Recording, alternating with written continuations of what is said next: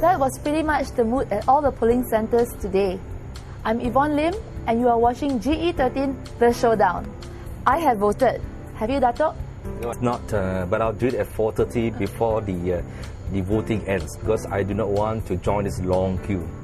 But you've been around to the different polling centres. Yes. What is the trend so far?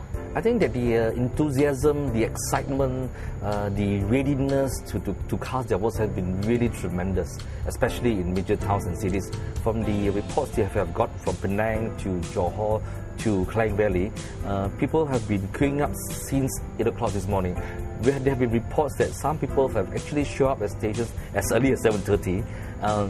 It looks like there are many young voters probably voting for the first time. They are very eager to cast their votes and make their choices there. And I think that's pretty good. And that speaks well for the nation, where people like you have turned up very early to exercise your votes, okay, while I'm still waiting for my time, okay. But for the reports that we have as of 1 p.m. now, we have got something like 7 million voters out of 13. 7 million voters out of 13 have already cast their votes. That's something like 59.6%. But given the tremendous excitement, I would have expected it to be slightly higher. Because if you look at it, that there are only 4 hours more to go. It's already 1:30 now, and voting will close at 5 p.m. I expected the number could be as much as 60 to 70%, but before more hours to go, I'm wondering why people are taking their time to vote. Probably they like me. They said I've heard from friends that the lines are long. Maybe I'll just go in a little while. But don't forget that 4 hours from now, the rain could be coming down, right? The thunderstorms are expected, and I think that I will go to vote by 3 perhaps.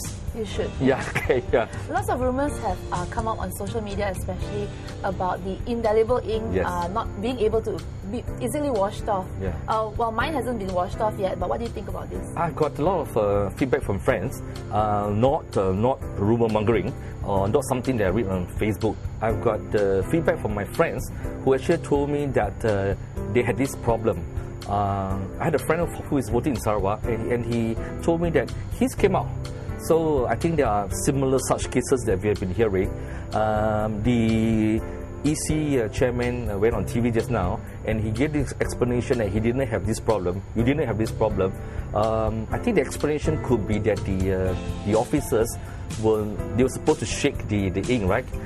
Probably they did not do it well, or they have not been trained to do it well. Let's not forget that this is the first time we're doing it. This was one of the requests made by a lot of people that we should do this using this kind of ink. We're doing it for the first time. I know it sounds like a step backward, like a some third world thing, but that's what people want, and I think that probably some officers are not doing it well.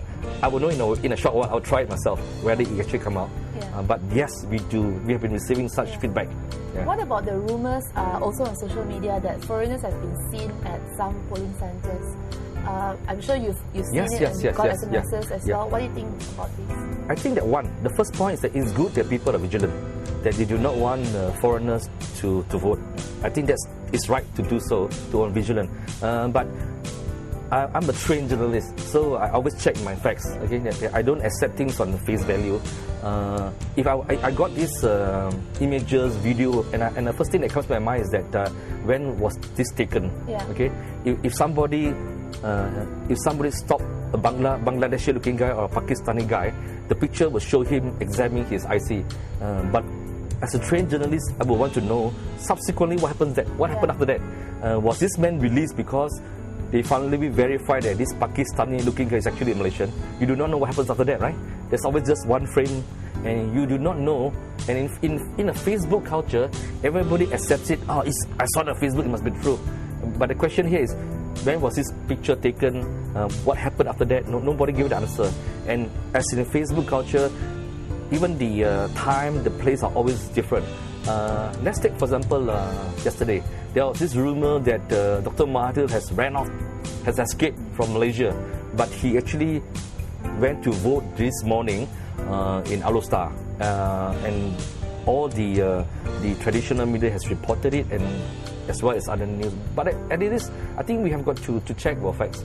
But again, I like to say that it's good to be vigilant that nobody has got business voting should be involved in voting. Yeah. So in the midst of being vigilant, we should also be careful to check our facts. Absolutely, absolutely. I think there are many ways of checking and verifying your... Even if you don't believe in a particular news organization or news portal, there are always several others that you should turn to, right? To check your facts, right? Yeah. Okay, Datuk, that's all the time we have for now. Yes. But do keep locked on to us for more updates on GE13. Yeah.